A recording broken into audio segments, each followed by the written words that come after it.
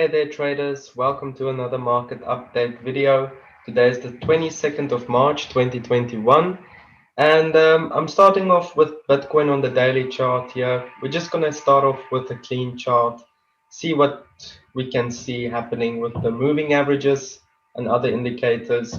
One thing that I do want to mention is we did close on new all-time highs last week or 2 weeks ago, excuse me. So this is probably just some profit taking, still bouncing off the 21 exponential. That's overall looking quite bullish. This could look like some sort of a bullish pennant or a bull flag. I'm sure some analysts are going to call it that. But for me, this is just looking like continuation mostly. We have an opportunity today to have a fresh cross to the upside on the Stokes. So that would be a pretty good sign in and of itself, actually. Then I'd be looking for it to come back up to these critical zones around the 94% mark. RSI, let's see what it's saying. RSI looking okay here, making new highs and new lows, new higher highs and higher lows. I would like for the RSI to regain that exponential moving average and start pointing to the upside to see if we can reach for that bullish control zone. But yeah, closing below the 10 simple does make me think that we could see some short-term downside here. But as long as the 21 exponential does hold, I wouldn't be looking for any kind of continuation to the downside. So let's look at our drawing tools here. There we can see we have a liquidity zone right there where I'm talking about the support level. So if we do break below $55,500 on a daily candle close, that's when I'll be looking for an extension back down to this previous little accumulation zone around $50,700. So that would be about a $5,000 move, a pretty decent swing in my opinion, if we can get that one. To the same token, any kind of daily candle close above 61,000, let's call it $500, would then lead into the next extension to the upside. And let's talk about some targets to the upside, because I think that is pretty important. So let's get our extension tool here. We want to go from this low, because this is an accumulation phase. If we take out this high again, we can target the next area. So this is our current high up there, and we pull it back down to that low. Then we can see the 1.618 extension comes in around $73,300. So I'll definitely keep an eye on that area. And then of course the 2.618 comes in around 91K. So those would be my levels that I'd be paying attention to if we do take out this high right here. Most likely going to be a very powerful and quick move. Things are looking like they're shaping up to be extremely parabolic if we do start taking out these highs again. Let me delete that. We don't need that anymore. So those are the levels right there. Let's talk about the weekly chart here real quick.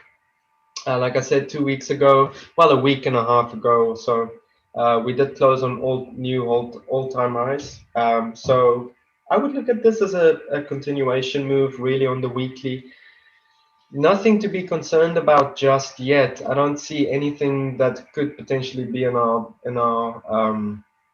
against the bulls here, except for this perhaps looking like we might have a fresh cross to the downside on the weekly chart for the stochastics, but it's not confirmed yet. So usually when you see something like this where it kind of looks like it wants to cross down and then pulls back up, that's usually an extremely good signal, like this, for example, like that, for example. So we've seen these kinds of fake crosses throughout the history of Bitcoin on the weekly chart, especially when it's in the bullish control zone. So I wouldn't be looking at that as a doomy gloomy thing. I would actually still look at this as further continuation. We do have hidden bullish divergence coming in from this low and this low on the weekly chart, so the RSI is making lower lows while price was making higher lows. Hidden bullish divergence in an uptrend is way more powerful than bearish divergence in an uptrend, because we did have bearish divergence, but never actually confirmed by breaking any kind of structure lows. Okay, so Bitcoin still looking pretty much good here. That's the point I'm trying to make, looking pretty healthy. and I would actually lean towards the upside here for the next couple of weeks. Perhaps we do put in a new all-time high, then I would be looking for an extension to the upside there, more or less. If you're looking at this as an accumulation zone, technically speaking, we would have a measured move on that. And I'm curious to see what that does line up with. It kind of does bring us all the way up to that 1.618% extension level around 73K. So I'm going to keep that one in mind. If we do take out this high right here, then it actually would extend far beyond that level. But let's stay conservative with this one. I want to see that happening. And then, of course, like I said, if we do take out the 21 exponential on the daily, in other words, a daily candle close below 55,300, let's call it that, I would expect an extension back down to the upper 48,000. Okay, let's talk about shorter term time frames here. So Bitcoin currently putting in some structure lows, ascending structure lows. So this is starting to shape up to look like an ascending triangle. And if that is the case, we can, technically speaking, make a measured move from an ascending triangle. Oops, wrong one. Hang on. There we go. We can have a measured move on this. And again, this is probably going to point towards another leg to the upside with a new all-time high. So I do like that for confluence. If we want to take a more extreme move from this low to the ultimate high up there, the all-time high, excuse me, up there, and we did take that as a measured move. It kind of does start to shape up to line up with that extension to the upside we just spoke about.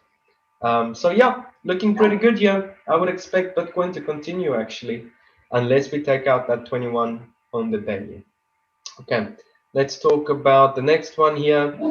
Sorry guys, this video is going to be a bit long on Mondays because on Mondays we have to talk about all the other different time frames and get our buys for the week. So basically you're seeing me laying out my entire trading plan and showing you how we're going to be implementing them whenever we take the signals, right? So let's start off with Ethereum here. On the daily chart, this looks more or less healthy to me. It looks like accumulation. This was a dump, reaccumulation, extension. And whenever you're consolidating at a high level like this, I would not pay too much attention to momentum oscillators, right?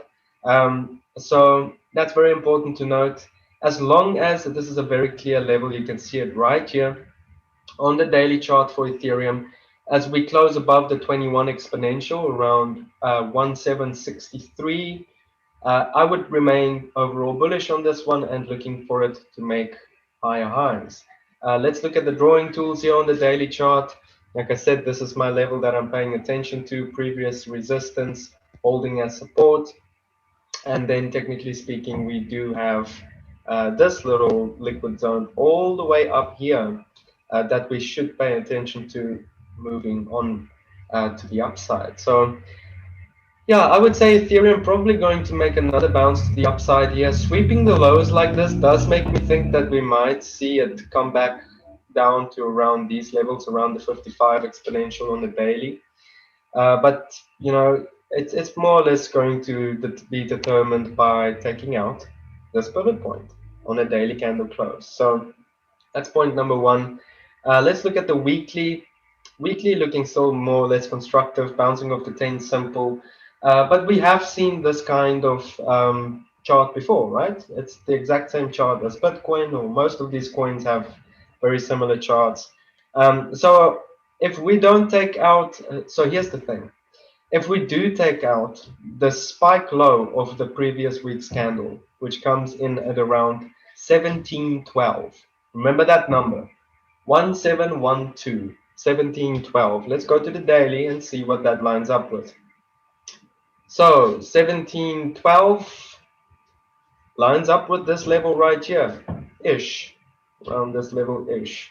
So daily candle closed below 1712. That's the extension to the downside. Like I said, if we take out the previous week's low, we can look for an extension down. And then on the 4-hour chart, let's see if 1712 lines up with anything. And yeah, here you basically have it. It's going to be this low right here, 1740. close enough, give or take 10, 20 bucks. But if we do take out the structural low right here, I would expect that continuation to the downside, like I've said, on the other higher time frame. So still holding a trend line here as support. This is overall accumulation basically, but it is starting to make lower lows and lower highs on the 4-hour chart. So, usually when you start seeing that happening, we could start looking for shorts here pretty soon. Unless we do take out this high, then I'd expect a continuation move to the upside, like I've said. Okay, so that's it for Ethereum. Let's chat about Bitcoin Cash real quick. So I don't like this coin so much. This one is a little bit of a weird one, if I could put it that way. I don't like the structure here at all. It's this weird parabolic curve and then just the almighty dump instead of just beautiful, clean price action like this. So this area right here, I'm not too confident in trading, so I'm going to be sticking to most of the other coins throughout this stage. On the weekly, we did close below the 10 simple, so that kind of does make me think that we're going to test around 454. Let's call it 450 for Bitcoin Cash. So if we go to the daily chart here, excuse me, let me just see what my drawing tools on the weekly. Yeah, 450. Yeah, around the 21 exponential on the weekly. Let's see what that lines up with on the daily. 456, close enough, close enough. You can see we've got a lovely little liquidity zone right over here. But I'm not going to see that as a liquid zone actually until it's been confirmed as one. And it has not been confirmed as one.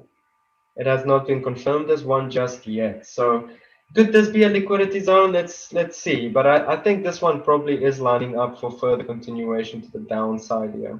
Probably a test back down to the 450 area like we saw on the weekly chart. So on the 4-hour chart, let's see where 450 could be. 450 actually lines up all the way down here at our structural low. So that's an area I think we should probably look at long opportunities if we do make it back down there. I would be looking to take some short opportunities as soon as we do break the structural low right here, excuse me. And then I would look for further continuation at the very least back down to 480, perhaps a short-term bounce back up from there, and then continuation. This one is not looking